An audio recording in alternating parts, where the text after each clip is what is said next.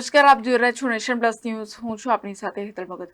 Heritage trust દ્વારા વિરાસત વ્યાખ્યાન શ્રેણીનું આયોજન કરવામાં આવ્યું છે, જેના ભાગરૂપે grand old man of Gujarat Abbas Tyabji અને તેમની નોન કોઓપરેટિવ અને સિવિલ ડિફેન્સ મુવમેન્ટ વિષય ઉપર સુપ્રીમ કોર્ટ ઓફ ઇન્ડિયાના એડવોકેટ અનિલ નોરિયા દ્વારા વ્યાખ્યાન અપાશે.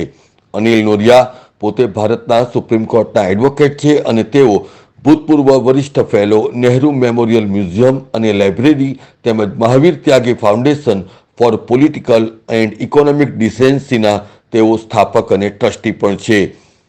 પત્રકારો સાથેની વાતચીતમાં અનિલ નોરિયાએ the African element in Gandhi પુસ્તક અંગે પણ વાત કરી હતી અને તેમણે જણાવ્યું હતું કે તેઓ હાલમાં ભારત અને આફ્રિકાના સ્વતંત્ર સંગ્રામ અને ઉત્તર વસાહતી ઉત્ક્રાંતિના तुलनात्मक पासाओं ऊपर पण तेओ काम करी रहा छे.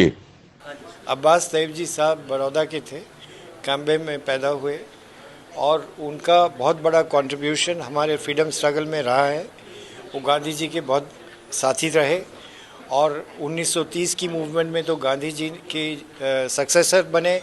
जब गांधी जी के अरेस्ट हो गया तो उनका जो बड़ा कंट्रीब्यूशन रहा है 1919 की मूवमेंट में, 1920 की मूवमेंट में, 1928 की मूवमेंट में और 1930 की मूवमेंट में, और जब तक उनका इंतकाल हुआ 1936 में मसूरी में, उनके बारे में मैं आज बोलूँगा शाम को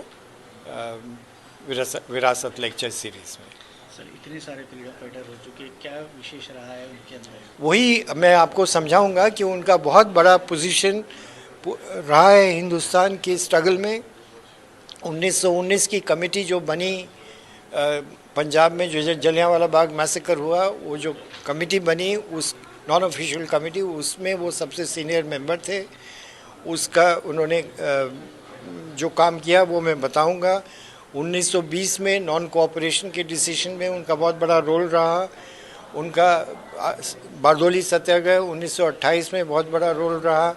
उनका 1930 में सिविल डिसोबीडियंस मूवमेंट में जो सॉल्ट सत्याग्रह रहा, डांडी मार्च रहा और धरासना रेड रहा, उस सब में उनका बहुत बड़ा रोल रहा. और जब सिविल डिसोबीडियंस मूवमेंट में गांधी जी का अरेस्ट हुआ तो ही succeeded Gandhi ji as the leader of the national movement.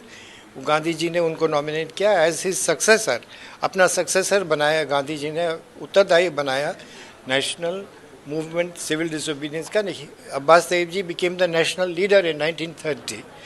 तो और इतनी बड़ी उम्र में वो थे और उनकी लाइफ ये दिखाती है कि हमारा आज़ादी के आंदोलन में सब कौमों का शिरकत था. ये दिखाता. आज की युवा पीढ़ी को क्या इंस्पिरेशन उनसे लेनी? ये आज की युवा पीढ़ी उनसे ये सीखेगी कि सेक्युलरिज्म क्या होता है.